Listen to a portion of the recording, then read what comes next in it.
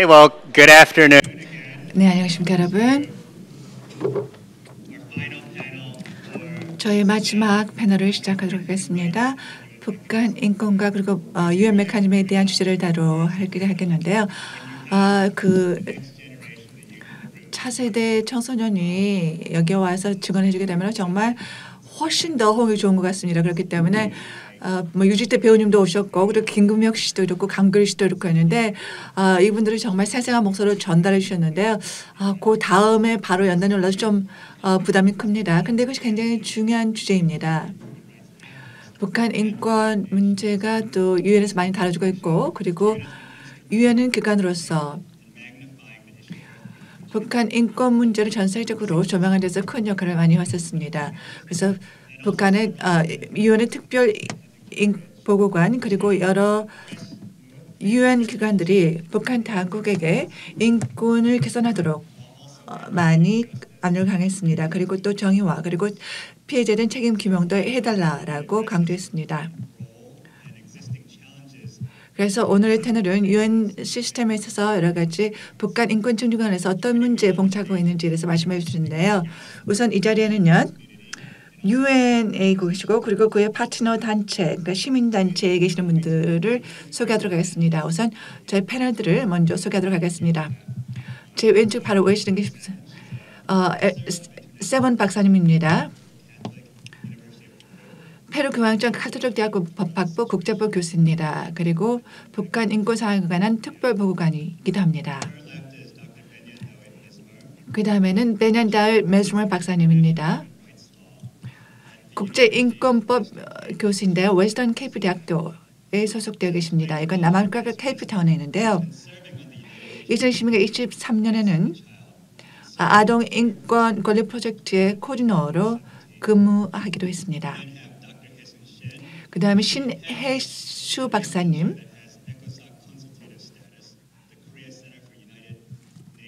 한국국가인권회 북한 인권특별위원회 위원으로 활동하고 있으며 또 유엔의 여성차별철폐위원회에서도 활동을 하셨습니다. 2001년부터 2008년까지요. 그리고 HRNW에서도 관련해서 일을 하고 계십니다. 그리고 그레그 스칼라우트는 북한 인권위원회 사무총장입니다. HRNK라고 많이 알려져 있죠. 13년 동안 사무총장으로 재직해 오시고요. 그리고 RFA 21년 동안 라디오 프리 아시아의 한국 칼럼 뉴스로 활동했습니다. 저는 앤드류 여이고요. 브루킹스 연구소 아시아 정책 연구센터의 선임 연구원감 그리고 미국 카톨릭 대학교 정치학과 교수이기도 합니다. 지금 이제 소개를 했으니까요. 첫 번째 질문들을 드리도록 하겠습니다. 이거 좀 약간 대화 형식으로 저는 했으면 좋겠습니다. 그냥 일방적으로 뭐 연설을 하기보다는요. 이미 그 발표를 준비하신 분도 있을 텐데요. 우선 여기에 대해서 좀 더 대화를 해보는 게 좋을 것 같습니다. 유엔의 역할을 모시고 그리고 우리가 인권 관련해서 어떤 방향을 하고 있는지에 대해서 좀 이야기를 해보도록 하겠습니다. 우선 세먼 박사님, 지금 현재 우크라이나와 그리고 중동 그리고 아프리카에 이러한 분쟁이 계속되고 있습니다. 그리고 블락 정치가 계속되고 있는데 이를 통해서 유엔의 그 유엔의 가버넌스에 대한 그런 업무가 과중되고 있습니다. 커비 박사님께서 북한에 가장 영향을 미칠 만한 그런 부분을 우리가 공부를 해야 된다라고 했는데요. 중로 이 양국이 유엔이 할 수 있는 역할을 제안했기 때문에요. 이런 지정학적인 이러한 요인들이 어떻게 여러분들이 유엔에서 일을 할 때 직간접적으로 영향을 미치고 있는지 말씀해 주시기 바랍니다. 특히 북한 인권과 관련해서요. 앤드루 감사합니다. 저는 엘자베스입니다. 엘자베스 세먼입니다. 먼저 한국통일부 그리고 휴먼에이지아 그리고 CSIS NUD에 저에게 이렇게 발언할 기회를 주셔서 감사하다는 말씀을 드리겠습니다. 저한테는 정말 고무적인 이러한 기회라고 생각합니다. 전 세계적으로 그리고 여러 국가에서 이러한 북한 인권에 대해서 활동을 하시는 분들이 이 자리에 이렇게 한 자리에 모여서 이야기를 하고 있다는 것 이 자체로 저는 많이 고민되고 있습니다. 오늘은 워싱턴에 있고 또 서울도 방문했고 그리고 아르헨티나나 뭐 여러 각국들을 방문했는데요.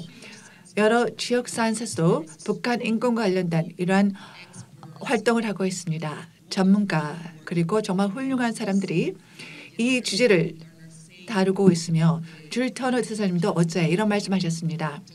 젊은이들이 이런 활동을 주도해야 된다라는 말씀하셨습니다.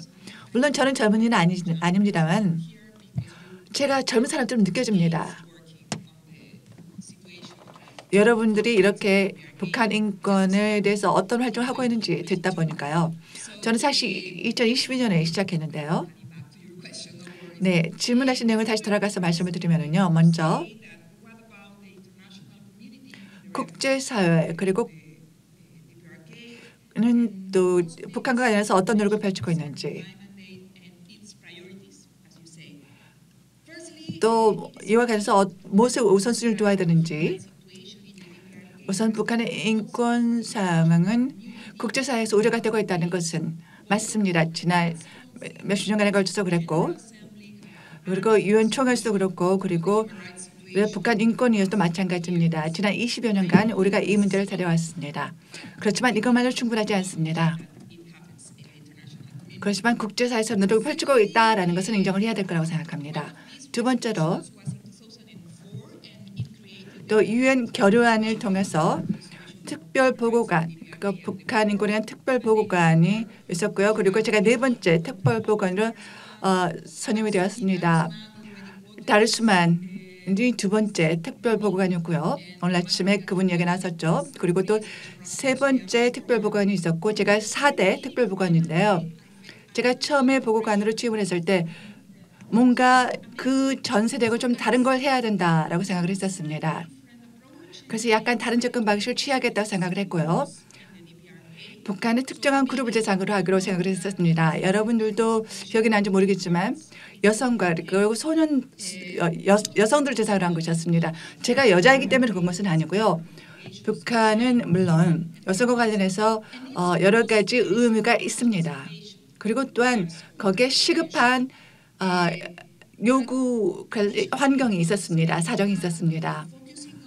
또 거기에 더해서 특정한 그룹에 이렇게 포커스를 맞추게 되면 북한 관련된 특정한 단체들과 함께 일을 하게 됩니다. 여성차별철폐위원회 같은 경우에는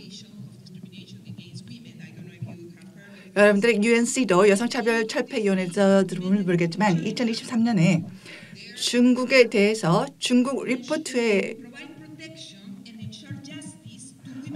여성을 보호하고 그래서 북한 출신의 여성을 보호하라라고 요구했습니다. 그리고 여성에 대한 폭력에 대한 차별철폐위원회에서는 여기에 대해서 문제를 제기하고 여러 단체들이 여기에 대해서 관심을 집중시키기 위해서 노력했습니다. 물론 여기에서 세세하게 들어가지는 않겠습니다만 우리가 특정한 포커스를 가지고 일하게 되면은 우리가 다른 사람들 이렇게 한 자리에 모여서 시너지를 효과를 낼 수가 있다고 생각합니다.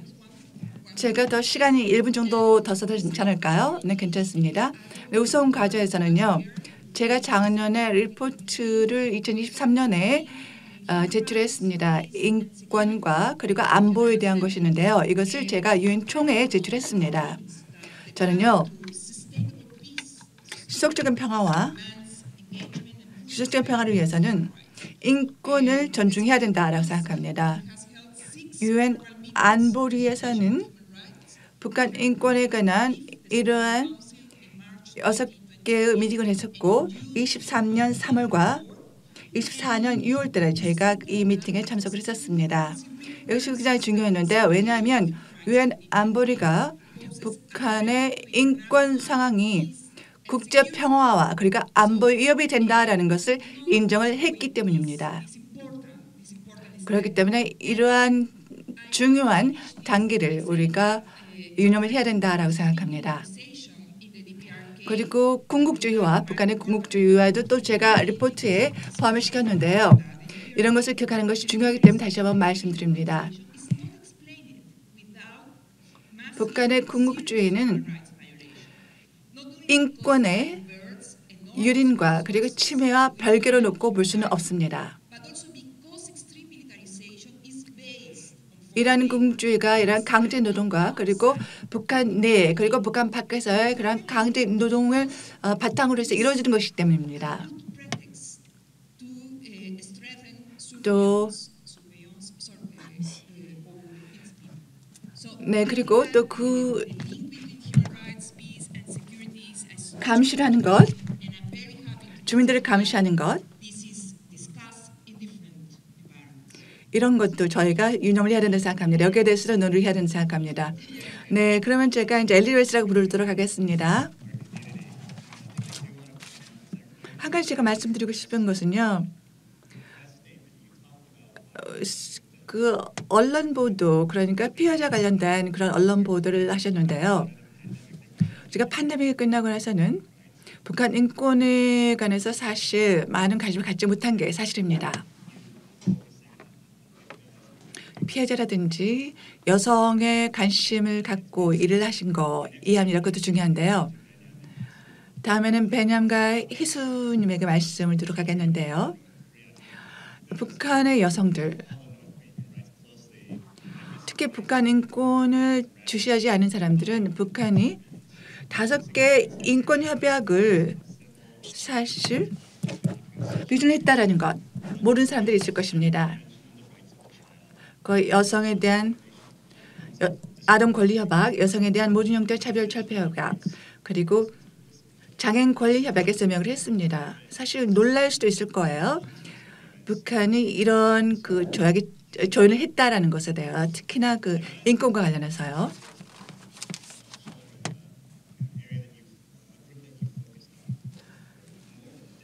(10년) 이상 이러한 그룹과 관련해서 일을 하셨는데요. 북한이 왜 아동의 권리와 관리에 대한 그러한 협약에 서명하게 된 계기는 무엇이라고 생각하십니까? 북한이 유엔의 정보 요청 응답한 적이 있나요? 북한이 여기에 정말 신경 쓰고 있는지, 그리고 긍정적으로 이렇게 준수해야 되는 협약에 대해서 반응한지가 있는지요.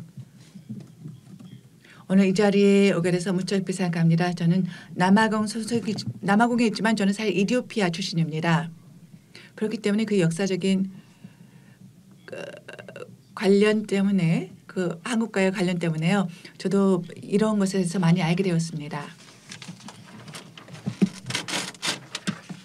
그리고 또 동시에 굉장히 남한으로부터 온 사람들을 많이 만날 그러한 기회도 있었는데요. 이야기하셨듯이 제가 이제 아동 권리 협약에 대한 이런 것도 있다는 말씀을 드렸고요. 여기까지 몇 가지 아이디어를 좀 말씀드리도록 하겠습니다. 2017년도에요. 그 아동 권리 협약, 유엔 아동 권리 협약 그 위원회에 제가 참여를 하고 있었습니다. 17년 2월이었습니다.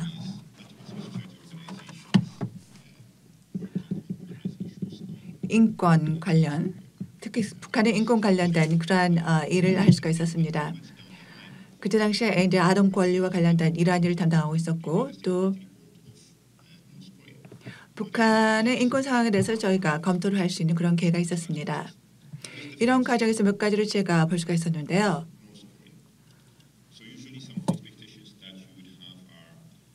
북한의 인권 관련해서는요. 5차 리포트가 나올 경우에는 이것이 이제 법제화되든가 그리고 이러한 시행이라든지 진전에 대해서 이야기를 해야 되는데요. 그런데 이러한 것이 제대로 리포트 들어가지 않았었습니다. 그때 당시 대표단을 보게 되면 10명으로 구성된 그런 대표단이었는데요.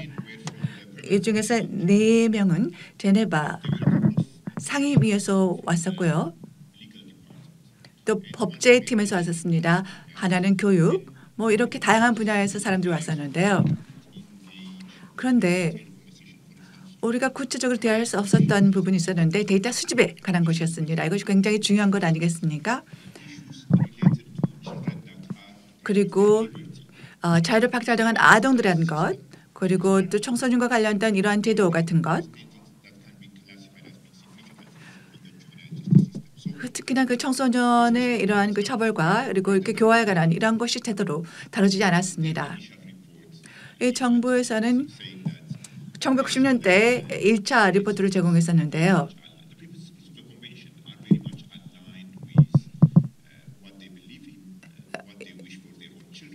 그들의 아동들이 북한의 아동들이 어떻게 아동이 왕이고 그리고 모든 특권을 주어야 된다. 뭐 이런 식으로 자신들을 굉장히 뭐 아주 사실 굉장히 허상에 가까운 그런 것들이 많이 들어가 있었습니다. 그런데 여기서 한 가지 말씀을 드릴 것은요. 우리가 이제 위원으로서 여러 국가들과 이제 이야기를 할 때는 항상 개선의 여지가 있습니다.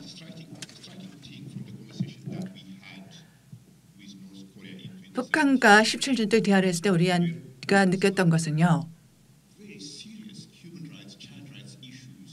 아동의 권리 그리고 인권 문제가 대해서 굉장히 있었습니다. 특히나 이제 고문 이런 것은 고문은 고문이다. 고문은 고문이지 아니겠습니까? 여기에 대해서 사실 거기에 대해서 굉장히 우려가 있었고요. 그리고 아동을 어떻게 정의할 것인가 하는 문제도 있었습니다. 아동 권리법이 누구한테 적용되는가? 이것은 18세 미만에게 적용되는데요. 그때 당시에 있었던 법을 봤을 때 16세 미만을 대상으로 한 것이었습니다. 그렇기 때문에 16세하고 18세 사이에 적용을 보호를 받지 못하는 그런 17세, 18세 청소년들이 있었던 것입니다. 그리고 또 한 가지 문제는 책임 규명에 관한 것이었습니다. 이와 관해서 여러 가지 저희가 질문을 던졌었습니다. 데이터라든지 그리고 또 이것을 위반할 경우 개인적인 책임 규명이라든지 아이들을 강조에 북송했을 경우에 책임 규명 문제. 물론 이러한 것은 민감한 사안입니다. 여기에 대해서 답변을 받지 못했습니다. 그리고 답변을 들었다고 하더라도 만족스럽지 못했었습니다. 많은 경우에 그 전에 있었던 검토로서 봤던 권고안이 다시 2017년도에 공과 리포트를 봤을 때 이런 것이 다뤄지지 않았던 것을 알 수가 있었습니다. 이 문제를 더욱더 진행시키는 데 있어서 북한이 거기에 대한 국내법이 있는데 어떻게 아동들을 어떻게 대우해야 되는지에 대해서요. 거기에 대해서 약간 좀 더 이론상으로는 그런데 사실 그렇지가 않은 것 같습니다. 그래서 북한의 국내법 중에서 실제로 여기에 대한 부분을 활용할 수 있는 부분이 있다면 어떤 것이 있을까요? 네, 그게 말이 될까요? 네, 당연히 됩니다. 그리고 제 답변은 네. 가능하지만 약간 제한이 있다는 것입니다. 저희가 2017년 했던 얘기를 다시 말씀드리겠습니다. 재난 예방에 대한 법이 있었습니다. 그리고 또한 장애인에 대한 부분 그리고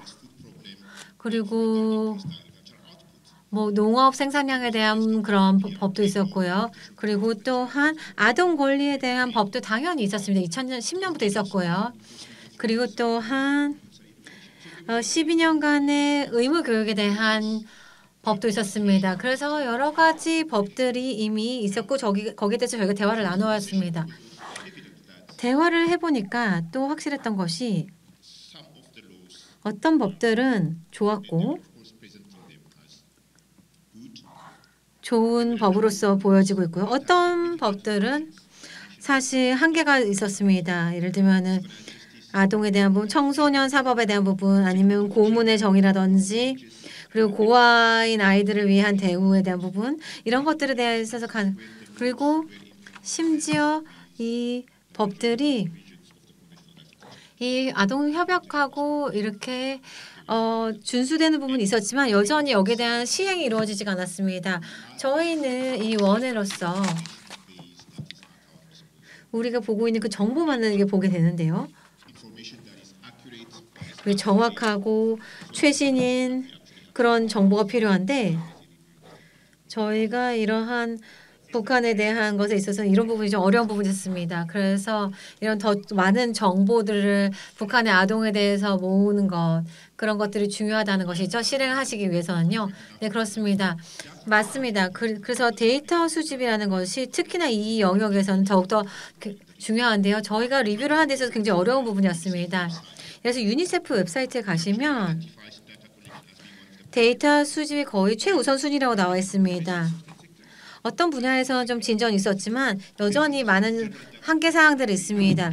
그리고 이 데이터에 있어서도 그것을 어떻게 설계할지의 문제도 있습니다. 그 지역별일 것인지 성별일 것인지 아니면 경제적인 상황에 대한 별로 나눌 것인지 이런 것들에 있어서 어떻게 진전이 이루어졌고 어떤 한계가 있었고 이런 것들에 대해 얘기가 필요했는데 이것은 이제 당시에 이제 아동 협약에 대한 5주년이었는데 북한에서는 여기서 옵셔널 프로토콜을 비준을 했다고 2014년에 비준을 했다고 얘기를 했고요.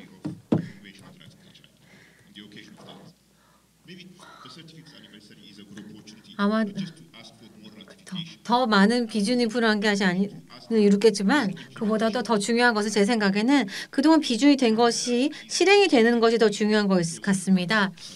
그래서 제 생각에 여기에 이제 대학원생분이라든지 이런 분들 이것을 논문 주제로 삼으시면 될 것 같습니다. 여기 또 교수님 와 계시니까 여기에 대해서 얘기해 주시면 좋을 것 같은데요.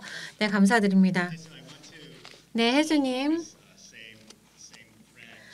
같은 선상에서 또 질문을 드리고 싶습니다. 왜 북한이 여성 차별 철폐 협약을 서명한 것일까요? 그리고 또한 그러면서도 북한에서 여성에 대해 역할에 대한 여러 다른 내러티브들이 있는데요.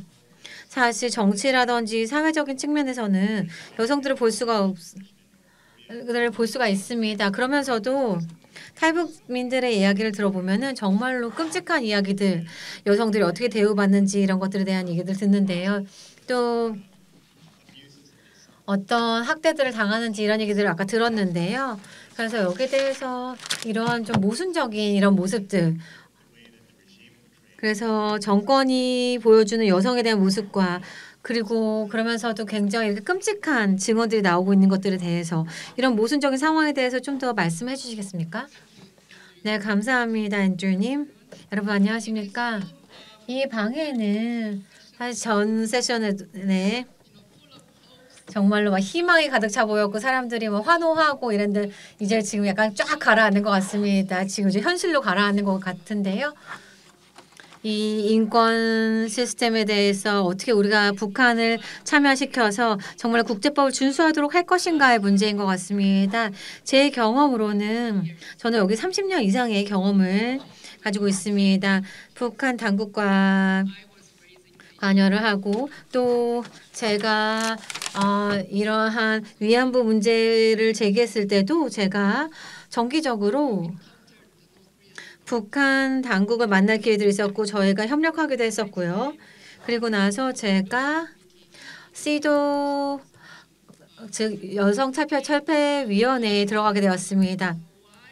왜 북한이 이 여성 차별 철폐 협약을 비준했냐고 얘기한다면 이것이 이제 2001년이었는데 이게 사실 북한이 사회주의적인 국가라는 점에서는 좀 약간 늦은 편입니다. 대부분의 사회주의 국가들은 좀 1980년대에 이미 다 비준한 상태였는데요. 제 생각에 그것은 아마도 당시에 베이징 여성 컨퍼런스의 영향이 있었던 것 같고요. 그게 1999년이었고 2000년에 유엔 총회에서 특별 세션으로서 5년간의 정책 문서 이행에 대한 컨퍼런스가 있었습니다. 그래서 각 국가가 와서 얼마나 각국이 이것을 시행을 했는지 베이징 플랫폼을 시행했는지에 대해서 보고를 할 기회가 있었습니다. 당시에 북한의 대사가 말씀하시기를 모든 국가가 사실 7분씩 시간을 부여를 받았었는데요. 그 총회에서요. 근데 북한 대사가 말씀하시기를 선언하기를 북한에는 새로운 헌법을 채택하고 나서 여성에 대한 차별은 없다라고 선언했습니다. 그리고 나서 일본을 공격하고요. 그 위안부 관련해서 얼마나 이것이 끔찍한 범죄인지에 대해서 공격하고요. 그래서 이런 것이 여성에 대한 범죄라고 얘기를 하면서요. 당시에 제가 참석했었고 그 얘기를 들었었는데요. 그리고 제가 가서 축하를 드렸고요. 그리고 또 제가 지적했던 것이 사실 그런데 북한은 모든 종류의 여성 차별 철폐 협약을 비준하지 않지 않았냐고 말씀을 드렸습니다. 그러자 대사님 말씀하셨습니다. 상관없다고 그러셨죠. 왜냐하면 차별이 없으니까 협약을 비준하던 말든 상관은 없다고 말씀하셨습니다. 그래서 제가 말씀드렸습니다. 만약에 상관이 없으면 그냥 비준하시면 되잖아요. 라고 말씀을 드렸습니다. 그리고 그 다음에 비준을 하셨습니다. 저 때문에 비준하신 건 아니죠. 하지만 저는 굉장히 기분이 좋았습니다. 왜냐하면 2001년에 제가 당시에 이제 그 위원회에 있었는데 북한에서 1차 보고서를 적시에 제출했습니다. 그리고 저는 사실 그러면서 이것을 살펴보는 것이 좋았는데요. 왜냐하면 당시에는 베이징 플러스 5 세션과는 달리 그때는 북한 측에서 북한의 여성이 차별당한다는 것을 인정했습니다. 제가 몇 가지 질문을 당시에 했었는데요. 그 질문 중에 하나는 여성이 충분한 쌀을 배급하지 못한다는 점 이런 것들에 대해서 질문을 했는데요. 대표단이 거기에 대해서 한국의 대북 쌀 지원을 고맙다에 대해서 감사한다고 얘기를 하기도 했습니다. 공식적으로요. 그리고 또 제가 이제 중국으로 이제 인신매매 당한 그런 여성들에 대해서 얘기를 했는데요. 그리고 이 사람들이 왜 수용소에 있냐고 물어봤습니다. 그러자 1998년 2년 이후에는 더 이상 처벌을 받지 않았다고 저한테 얘기했습니다. 사실 거짓말이었죠. 하지만 어쨌든 천천히 진전은 이루어지고 있었습니다. 전에 이제 선언했던 부분에 대해서 그리고 실제로 여기에 대해서 검토가 됐을 때까지 어느 정도 진전은 있었던 것입니다. 천천히 이루어지긴 했지만요. 그래서 북한의 여성들이 사실 적극적인 역할을 정치적으로 하고 있는 것을 보이는데요. 그렇지 않습니다. 사실 마치 그런 것처럼 보입니다. 왜냐하면 일단 최상위 외무성이 있기 때문에 또 그런 부분이 있는데요. 사실 저희가 관찰하기로는 굉장히 유교적인 사회주의라고 할까요? 그래서 북한 여성, 남한 여성, 일본 여성들 간에 사실 1990년대에 교류가 있었는데요. 저희가 북한 여성 그룹에게 물어봤었습니다. 사실 1991년 정도였습니다. 그분들에게 물어봤습니다. 이 한국에 오니까 뭐가 제일 인상 깊으세요? 라고 물어봤는데요. 아마 경제 번영이 아닐까라 생각했습니다. 하지만 대답은 여자들이 말대답을 하는 것이 남자에게 말대답을 하는 것이 정말 인상적이라고 했습니다. 그들한테는 상상 불가능한 것이었죠. 그래서 사회주의지만 다른 사회주의와는 좀 달랐습니다. 여성들이 해방되고 모든 것들을 다 할 수 있다는 그런 것과는 좀 달랐습니다. 약간 이류 계층과 같은 그런 상황이었습니다. 그래서 이러한 법이 있음에도 불구하고 그랬던 것 같습니다. 이제는 여성이 더 가족과 사회에서 더 적극적인 역할을 하는데요. 특히나 이런 배급 시스템이 붕괴하면서 기근과 식량난으로 인해서 여성이 이제는 가장의 역할을 합니다. 여성들이 더 적극적 역할을 하고 사실은 이런 부담을 져야만 합니다. 왜냐하면 남편들이 더 이상 임금을 가져오지 않기 때문입니다. 그래서 사실 약간의 그러한 인정이 되는 정도라든지 그 신분적인 측면에 있어서 좀 더 인정이 되는 부분에 있어서 진전은 있지만 너무 많은 부담을 짓고 있고 착취되고 있고 그러면서도 성폭력, 성착취, 성학대 이런 것들은 여전히 그 가정폭력과 함께 계속해서 존재하고 있습니다. 그래서 이러한 이슈를 반드시 국제적인 차원에서도 UPR 또는 다른 시스템을 통해서 얘기를 해야 된다고 생각합니다. 제가 여기 대해서 사실 질문을 미리 들으려고 했었는데요. 왜냐하면 저희가 듣기로 탈북 여성들의 얘기들 들어보면은 그들이 가장이고 그런 것이 약간 그 자신들의 사회적 지위를 바꾸기는 했지만 그렇기 때문에 경제적인 부담을 더 많이 져야 되고 그런 부분에 있어서 굉장히 어려운 부분이 있다고 얘기를 했었는데요. 여전히 어려움이 있다는 얘기를 들었었습니다. 이 문제에 대해서 다시 얘기를 하겠지만 이제 그렇다면 이번에는 그렉 스칼라튜 사무총장님에게 질문 드리겠습니다. HRNK가 이런 정보를 전달하는데 굉장히 중요한 역할을 지난 수십 년 동안 해왔는데요. 또 그러한 보고서가 제가 하고 있는 연구에도 굉장히 큰 도움이 되고 있습니다. 그리고 북한인권위원회는 또한 유엔에서도 경제위원회에서도 2018년부터 인정을 받고 있습니다. 그래서 여기에 대해서 이 유엔 그리고 시민사회 관련해서 이런 것들에 대해서 한 부분에서 따라오는 것이 어떤 것들이 있는지 그리고 이러한 파트너십을 가지고 계신 것이 유엔이 그럼 북한 인권 옹호를 하는데 어떤 영향을 미칠지 궁금합니다. 감사합니다. 사실 저희한테는 사실 신혜수 박사님이 하신 것보다는 훨씬 더 저희가 자문 그 지위를 획득한 것이 굉장히 어려웠습니다. 사실.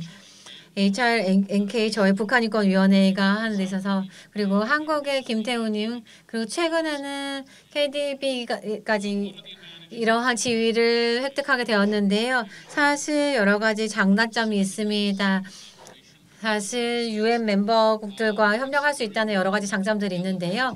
또 여러분들의 프로파일을 올릴 수가 있고요. 여기에 대해서 성명을 낼 수가 있고요. 다른 NGO들과 같이 예를 들면 2022년 믿을 수 있을지 모르겠지만 유엔의 그런 특별한 위치로 인해서 제네바에서 당시에 북한이 이러한 위원회 위원장을 맡게 되었습니다. 그래서 당시에 저희가 NGO들이 당시에 서명할 수 있는 기회가 있었습니다. 사실 2분씩 발언할 수가 있었고요. UPR에서 저희가 얘기를 할 수가 있었고요. 여기 인터랙티브 대화에서 얘기를 할 수가 있었고요. 그리고 2019년에 UPR 제출이 되었는데요. 이것은 이제 주로 성분 시스템과 수용소 상황에 집중을 하고 있었습니다. 그리고 여기에 있어서의 이런 사회적인 차별과 그리고 이동의 자유가 없다는 부분에 대해서 집중하고 있었고 또 뿐만 아니라 여성의 이런 이동의 자유가 없었다는 부분에도 집중했습니다. 그래서 이번에도 다시 저희가 UPR에서는 이런 구금 현황이라든지 한국의 실종 전쟁 포로라든지 그리고 한국 납북자들 이런 것들에 대한 부분에 대한 얘기들을 포함을 해서 저희의 오피니언에 포함을 시켰습니다. 기부자들은 여러분들이 또 당연히 저희가 이런 지위를 가지고 있으면 더 좋아하고요.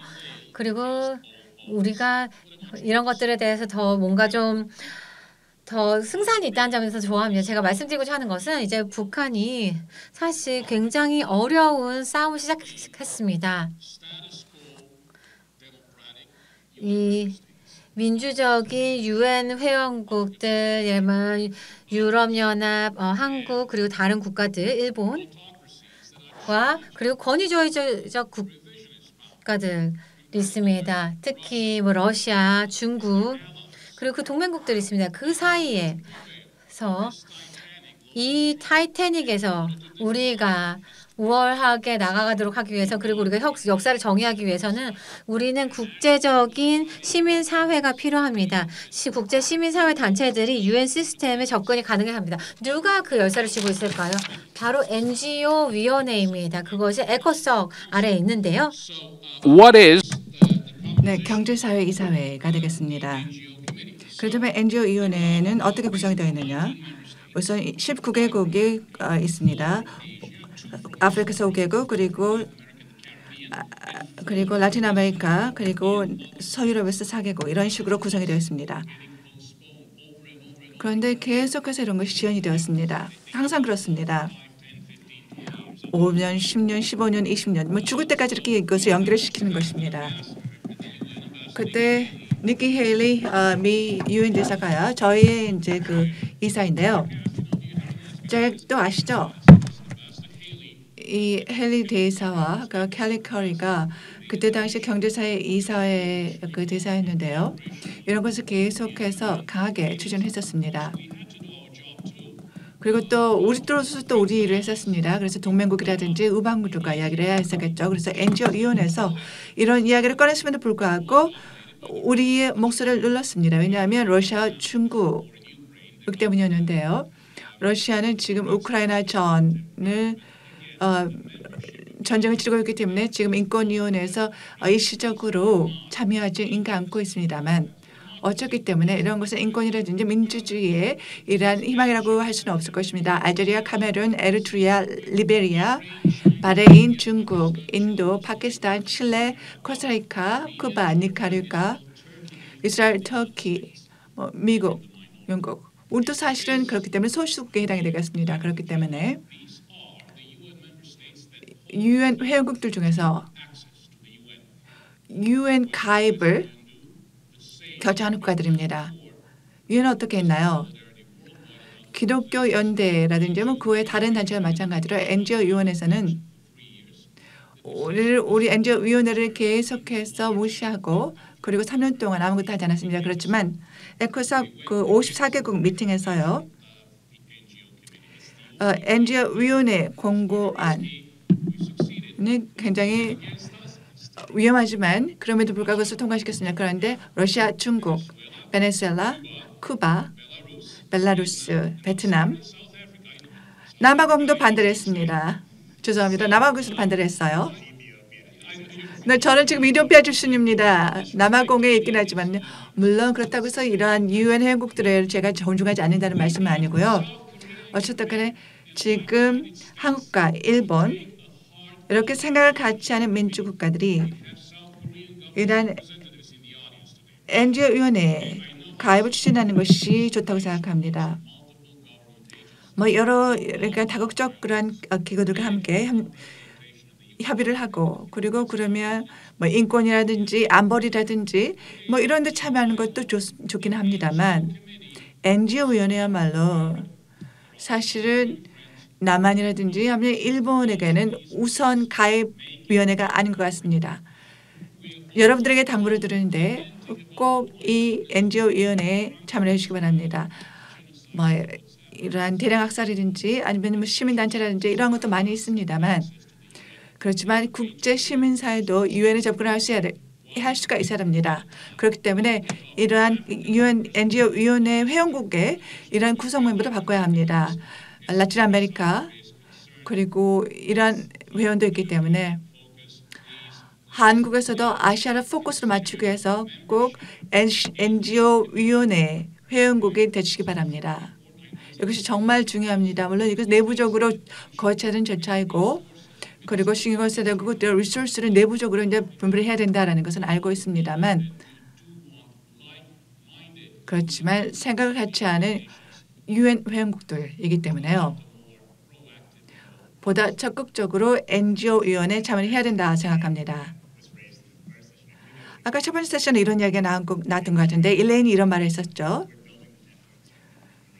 북한 인권에 대해서 여러 가지 이제 네트워크를 구축하고 있다라고 말씀을 해줬습니다. 일본이든 한국이든 아니면 그 외 중간 강대국이든 아니면은 또 남방 국가들 어디든 간에 이렇게 네트워크를 구축하는 것이 정말 중요하다고 생각합니다. 북한 인권에는 사실 정치가 상관이 없습니다. 그런데 정말 그 경제사회 이사회 NGO 위원회에 들어가는 것만큼 이런 것도 굉장히 중요하다고 생각합니다. 지정학적인 이유라든지 아니면 또 러시아와 중국과의 이러한 입장 때문에 이런 것이 어려워진 것 같은데요.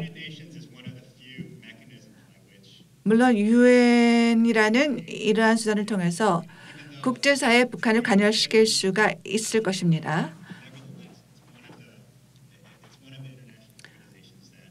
어쨌든 국제기구 중에서 국제기구의 회원국으로 북한도 가입을 해 있기 때문에요. 유엔 회원국이기 때문에요.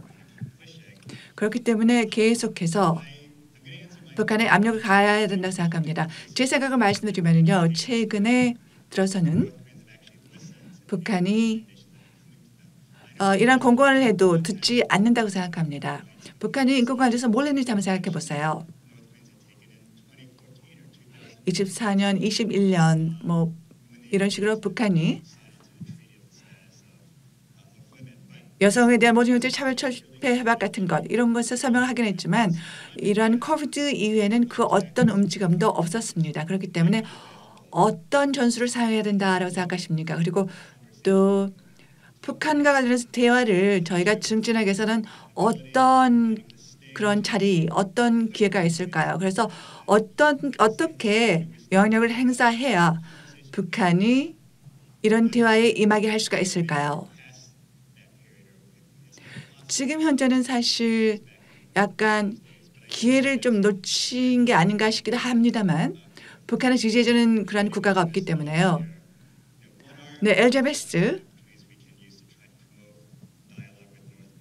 북한과의 대화를 하기 위해서 어떤 기회가 있을 거라고 생각하고 또 어떤 방법을 사용해야 된다고 생각하십니까?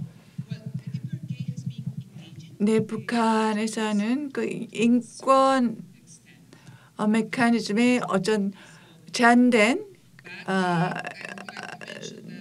한도 내에서 관여를 해왔습니다. 23년 12월 달에 한 6개월 전이었나요? 북한이 서면상으로 장애협약위원회에 대해서 1차 보고서를 제출했습니다.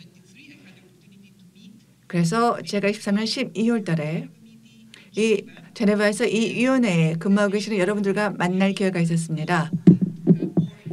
이 위원회 위원들은 보다 많은 정보를 원했었고 그리고 브리핑을 위해서 더 대화를 하기를 원했습니다. 24년 11월 달에는요.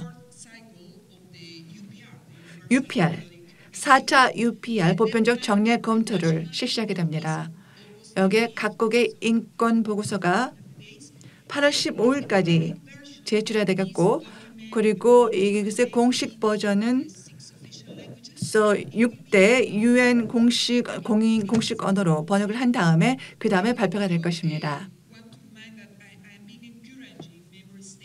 그래서 회원국들에게 독려를 하고 싶습니다. 다음 UPR 4차 UPR 이 기회를 잘 살려서 미국과 일본 물론 한국도 마찬가지입니다. 그리고 전 세계 나머지 국가들도 마찬가지입니다. 라틴 아메리카 국가들과도 제가 대화를 하려고 많이 했었습니다.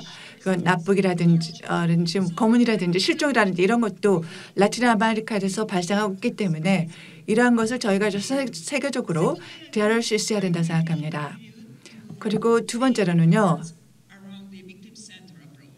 그리고 피해자 중심의 접근 방식을 취해야 된다라는 그런 말씀을 드리고 싶은데요. 인권 관련해서 저는 이런 그 피해자 중심으로 접근해야 된다고 생각합니다.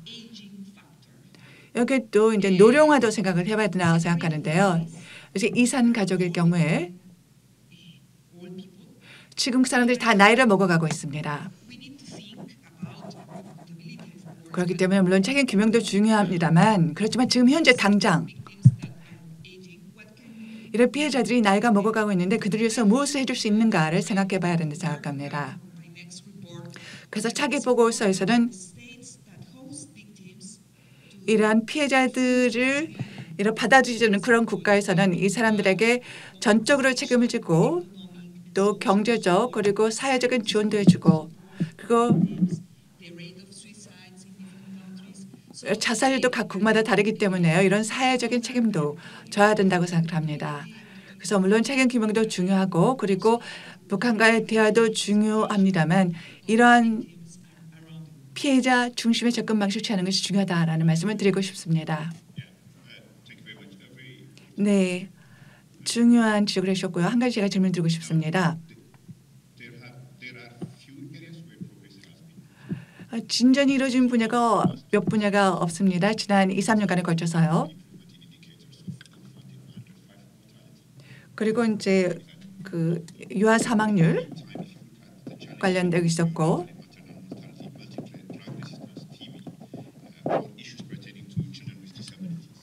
그리고 장애인 권리 협약과 관련된 여기 와서 굉장히 많은 그런 어려움이 있습니다.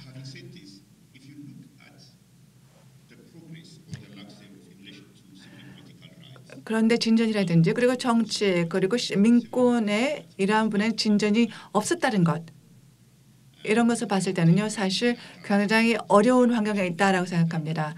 특히 아동과 관련해서는 지난 몇 년간에서 진전이 있었나요? 없었죠. 또 한 가지 말씀드리고 싶은 것이 있는데요. 약간 비판적인 접근 방식을 취하고 싶습니다. 인권 관련해서 우리가 무엇을 할 수 있는가를 보게 되면은요. 여러 유엔 기구 특히 북한 관련된 활동을 하고 있는 기구라든지 UNDP, UNFP 이러한 기구들이요. 실제로 이 중에서 인권 관련된 일을 하는 단체가 얼마나 있습니까?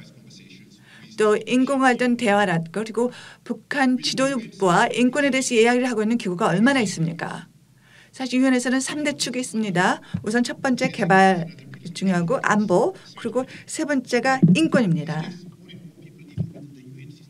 유엔 안에서도 많은 사람들이 인권은 그렇게 중요하지 않다. 축이 아니고 그냥 그 아주 작은 세분에 대한 가지가 불과하다. 이러는 사람들이 많이 있습니다. 그런데 북한의 인권 관련해서 유엔 기구가 하고 있는 활동이 무엇인지 이런 것을 검토하는 것도 중요하다고 생각합니다.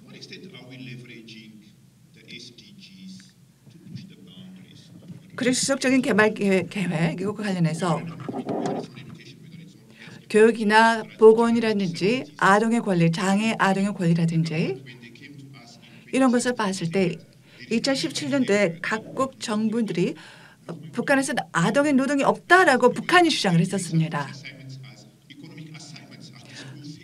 학교에서 경제적인 숙제를 주는 것이다. 그렇기 때문에 이것은 아동 노동에 해당되지 않는다라고 북한은 주장을 했습니다. 그렇기 때문에 또 북한 아동들에게는 어떤 것이 적용되는지 또 이런 것을 우리가 해결하기 위해서 어떤 방법을 사용해야 되는지 이런 것을 파악하는 것도 중요하다고 생각합니다. 마지막으로 유엔의 역할에 대해서 말씀을 드리겠는데요. 2014년도에 각국 정부에서는 25주년 아동에 대한 그러한 포르노그래피 이거 관련된 협약에 관련해서 여기에 대해서 대화를 많이 했었습니다. 그리고 여성 차별 철폐 협약과 관련해서도 했었고요. 그래서 여기서 계속 지속적으로 하고 또 여기서 계속적으로 지속적으로 관심을 갖고 장애 아동들이라든지 아동들의 권리를 증진하기 위해서 노력하는 것이 중요하다고 생각합니다. 네, 우리가 해야 하는 방향에서 좀 더 이런 한계를 극복하는 것이 중요하다고 생각합니다. 다시 한번 말씀해 주셔서 감사하고요. 혜수님 그리고 그레그 말씀해 주시기 바랍니다. 제 생각에 제가 북한의 이런 유엔 인권 메커니즘과의 그런 관여에 대해서 말씀을 드리자면 한편으로는 약간 좀 의심이 가고 다른 한편으로는 또 희망적입니다. 왜냐하면 북한이 그동안 선택적으로 유엔과 관여를 해왔습니다. 유엔 인권이사회라든지 이런 결의안이라든지 이런 것들은 거부하고 반대한다고 얘기했지만 그러면서도 UPR은 참여를 했습니다. 지금까지 참여하고 있습니다. 그리고 올해도는 네 번째 UPR이 11월에 7일인데요. 그때 이루어질 것이라고 생각했습니다. 제가 9개 NGO와 함께 이것을 좀 조율을 하고 있는데요. 그리고 7개가 이제 남한에서 오고요. 2개 NGO는 일본에서 옵니다. 그래서 이미 저희가 여기에 대한 보고서를 이미 UPR 측에 제출을 했고요.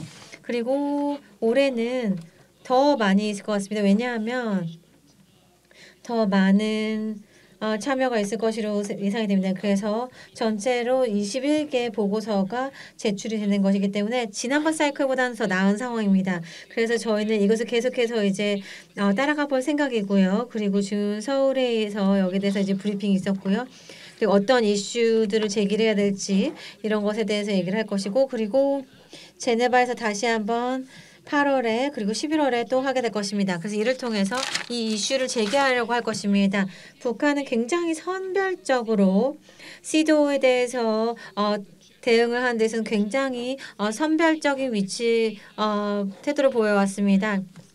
사실 장애인위원회 관련해서는 엘자베스님께서 말씀하셨지만 여기에 대해서도 선별적으로 대답을 했었고 그리고 위원회에 따르면 내년에 2개의 보고서를 아마도 평가할 것이라고 생각합니다. 그래서 이거 관련해서 저희가 장애인 관련해서도 이렇게 회의를 해야 할 것입니다. 그래서 저희는 계속해서 지속적으로 북한이 그 박스에서 나오도록 하고 있고요. 그리고 또 어떻게 이 시스템과 함께하기 위해서 이 시스템이 어떻게 작동하는지를 아마 이해를 할 것입니다. 그러면서도 우리는 함께 다른 절차들을 함께 해야 할 것이고요. 그리고 뿐만 아니라 예를 들면은 워킹 그룹 온 비즈니스 앤 휴먼 라이츠라든지 아니면 강제 실종에 대한 실무 그룹이라든지 함께 협력을 해서 여기에 대한 개별적인 청원뿐만 아니라 이런 조사 절차에 대한 요구까지 이런 것들을 진행하게 될 것입니다. 그래서 저희가 하나의 인권 UN 시스템 아래에서 저희가 뭔가 변화를 이끌어낼 수 있을 것이라고 생각합니다. 그리고 마지막으로 그레그님께서 말씀하신 부분인데요. 이 협의 지위 관련해서 저도 2개 기관이 등록을 하는 것을 봤는데요. NGO 위원회에서요. 제 위원회 지금 코쿤이라고 하는데요. Korea Women's Association United라고 하고요. 또 다른 단체도 많이 있습니다. 사실 이런 단체들이 이런 북한 인권 관련해서 일을 할 때 등록되는 것도 굉장히 중요한데요. 그뿐만 아니 그렇다고 하더라도 이런 협의 지위가 없어도 우리가 이런 협의 지위를 이미 등록된 NGO들의 지위를 사실 빌릴 수가 있습니다. 제가 1990년대에 그렇게 했었는데요. 일단 이들의 지위를 통해서 이분들의 도움을 받아서 유엔에 들어가는 것이죠. 그래서 저희가 함께 협력을 한다면 어떻게라도 가능한 방식을 통해서 이 이슈를 해결할 수 있도록 할 수 있을 것입니다. 최대한이요. 그래서 NGO님들 다 그레그님한테 가서 들어갈 수 있게 도와달라고 좀 도와주세요. 사실 너무 그런 경우가 아직 이미 굉장히 많이 있습니다. 네, 3가지 말씀드리겠습니다. 하나는 좀 전술적인 것이고 2번째는 전략적인 것인데요. 모두에게 말씀드리고 싶은 것이 북한은 UPR의 권고를 그래서 인도주의적인 접근을 허용하겠다고 했습니다. 어떤 정치 정황 수용소에는 허용하지 않겠지만 교화소라든지 교화형 관련해서는 접근을 허용하기로 했습니다. 저희는 이것을 활용해야 됩니다. 그리고 이것을 우리의 UPR에 포함을 시켜야 될 것입니다. 그리고 다른 두 가지 포인트는 이미 엘리자베스님께서 이미 말씀하셨는데요. UN 회원국들이 그동안 굉장히 유의미한 조치들을 취했습니다. 한국, 미국, 캐나다, 뉴질랜드 다 이런 국가들 다 굉장히 북반구가 인정했습니다. 뭔가 글로벌 노스, 글로벌 사우스라고 얘기를 하지만 사우스에 있는 국가들도 더 많이 관여를 시켰습니다. 북한은 이러한 그냥 연대의 문제가 아니라 이것은 하나의 정권이고 하나의 체제이고 반인주적인 범죄를 자행하고 있습니다. 그렇기 때문에 저희가 글로벌 사우스에 더 많은 친구 국가들을 더 만들어야 될 것 같습니다. 정치적인 부분, 이러한 인권에 대한 부분, 사실 이런 인권이라는 것이 유엔 헌장에 나와 있는 부분입니다. 그리고 전 반기문 사무총장도 사실 이런 인권 부분에 대한 부분을 굉장히 집중하셨습니다. 그래서 이 3가지 모두 이 필러들을 다 모으는 것이죠. 우리는 훨씬 더 그동안은 훨씬 더 진보적으로 여기에 대해서 해석을 해왔었고요. 그래서 이런 인권 중심적인 접근에 대해서 생각을 해왔습니다.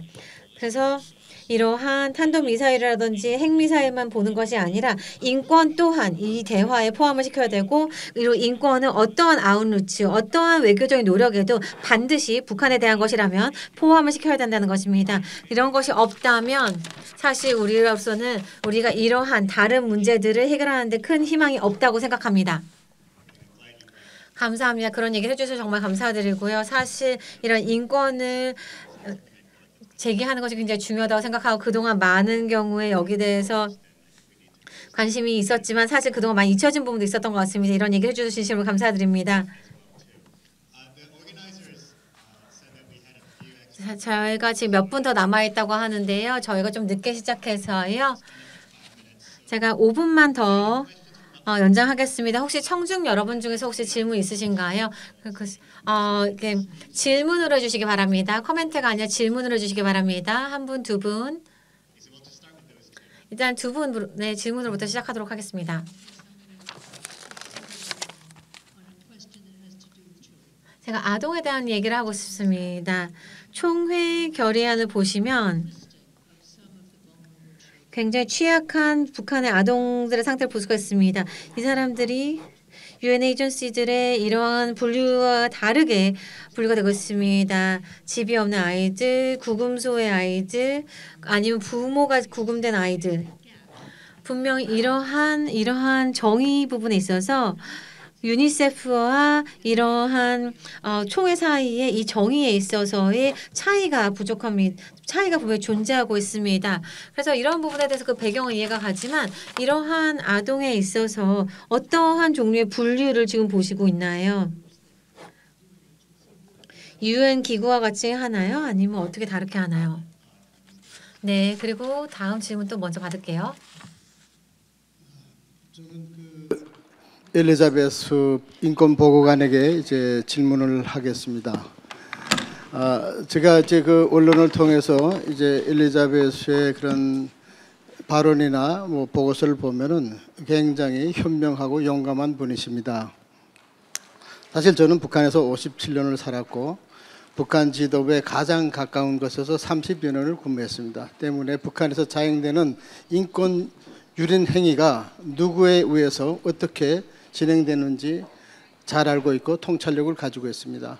그래서 보면은 우리가 지금 북한의 인권에 대해서 많은 사람들이 감성에 호소하거나 학술적으로 토론하거나 여러 가지 문제가 하지만은 이 문제 해결을 할 수 있는 가장 좋은 방법은 우리가 북한의 김씨 체제가 80년 이상 지속되는데 이 체제가 더 이상 지속되지 못하게 해야 합니다. 책임을 물어야 합니다. 아까도 얘기를 하셨지만 책임 규명을 반드시 해야 됩니다. 그럼 내가 엘리자베스가 얘기하는 걸 들었는데 우리가 북한의 잔악한 독재자를 국제형사재판소에 세울 수 있게 재판대를 만들자는 그런 얘기도 들었습니다. 우리 그렇게 할 수 있는지 물어보고 싶습니다. Did you catch the translation, Elizabeth? He was asking about the accountability and whether it's possible to have that. And then, so maybe Benjamin. 네, 베냐민께서 먼저 질문해 주시고 그 다음에 엘리자베스님께서 답변해 주시겠습니다. 질문 감사드립니다. 그리고 또 그런 것을 이 부분 알아주셔서 또 감사합니다. 제가 말씀드리고 싶은 것은 사실 저도 아동위원회에서 저희는 사실 독립적입니다. 저희도 각각 개별적으로 독립적으로 표를 던지고요. 그리고 나중에 그래서 아시다시피 이런 결의 이런 것들이 굉장히 정치적입니다. 총회도 마찬가지고요. 이 인권이사회를 따라가 보신 분들은 아시겠지만 굉장히 증거 기반이죠. 하지만 얘기를 합니다. 이 증거 시스템이 왜냐하면 어떤 경우에 이런 걸 통해서 어떤 단체들은 배제하게 되고요. 예를 들면 성 기반도 마찬가지입니다. 굉장히 정치화되어 있습니다. 하지만 이러한 아동위원회 같은 경우에 그렇게 정치적이지 않다는 장점이 있습니다. 그리고 또 하나는 우리가 이런 협의에 있어서 공개적으로도 비공개적으로 한다는 것입니다. 그래서 우리는 이제 UN 기구들과 얘기도 하고요. 그래서 이 UN 기관들이 공개적으로 얘기를 할 수 있는 부분들이 있고 사실 비공개적으로 얘기할 수 있는 것이 약간 다를 수 있습니다. 어느 정도 이제 기밀 보장이 당연히 되죠. 이런 것들 실제로 그런 얘기들을 할 수 있게 하기 위해서는요. 그래서 이러한 카테고리를 보시면 그리고 2017년 그 보고서 보시면 저희가 실제로 이 모든 카테고리들 아까 말씀하신 것들 다 저희가 포함하고 있습니다. 제가 좀 더 말씀을 드리자면 예를 들면은 18세 미만의 한 범죄로 인해서 처형당한 아이들에 대한 부분이 있습니다. 이 아동들 18세 미만인데요. 그리고 18세가 되면은 이 사람들이 나중에 처형이 되는 것이죠. 그리고 이런 것들에 대한 부분은 공개적인 성명에 나오지 않지만 이런 기밀적인 하에 이런 비공개 대화에서는 여기서 좀 더 서로 얘기할 수 있는 부분이 더 있습니다. 그래서 이러한 뭐 한계도 있긴 하지만 실제로 저희의 내용을 보시면 저희가 이 전체를 저희가 공식적으로 아니지만 다 저희가 포함하고 있다는 것을 볼 수 있을 것입니다. 또 하나 말씀드리고 싶은 것이 아까 또 말씀하셨던 것 중에 하나가 자살에 대한 말씀하셨는데요. 그리고 그 자살 이슈에 대해서 말씀하셨습니다. 2019년에는 유니세프에서 이그제큐티브 디렉터님께서 말씀하시기를 왜 세계 아동에 대해서 걱정하는 8가지 이유, 8가지 희망이 있는 이유에 대해서 말씀하셨습니다. 8가지 이유 중에 하나는 이런 정신 건강에 대해서 얘기를 할 수 있어야 된다는 것이었습니다. 우리가 이러한 북한과 같은 상황에 있는 아동들의 얘기를 들어보면은 이런 학대, 고문 이런 얘기들이 다 보통 이제 대화를 다 차지하고 사실 이런 정신 건강에 대한 얘기는 많이 나오지가 않습니다. 하지만 이 정신 건강이라는 부분이 우리가 집중을 또 해야 될 굉장히 중요한 사안이라고 생각합니다.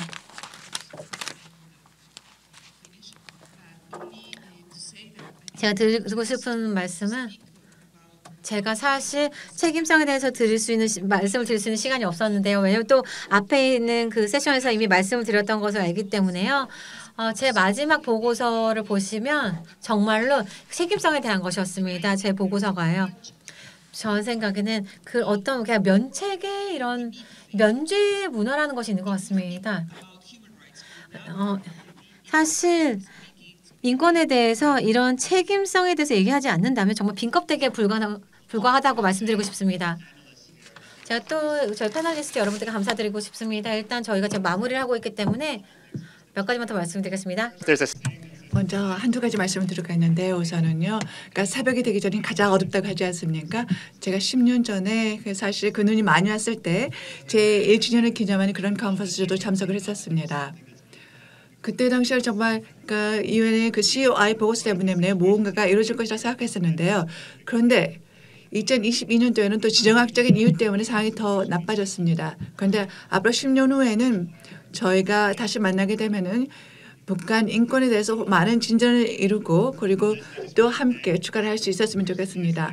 그리고 마지막으로 CSIS 그리고 조직을 담당해 주신 뒤에서 정말 열심히 갖고 노력을 해주신 여러분들의 감사를 드리고요. 그리고 Human Rights Asia 스태프 전 직원들에게 감사를 드리고 또 한국통일부 이런 대화의 장을 마련해 주셔서 감사드리고 싶습니다. 다시 한번 여러분들에게 박수를 보내주시기 바랍니다. 여러분 함께해 주셔서 감사합니다. 북한 인권에 대한 2012년 국제대화에 참여해 주셔서 감사드립니다.